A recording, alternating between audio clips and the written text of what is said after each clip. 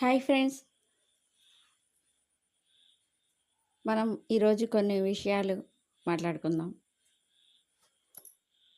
ప్రతి మనిషి జీవితం అందంగా,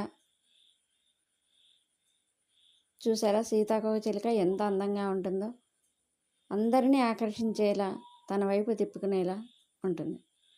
మరి అలాగే ప్రతి మనిషి జీవితం కూడా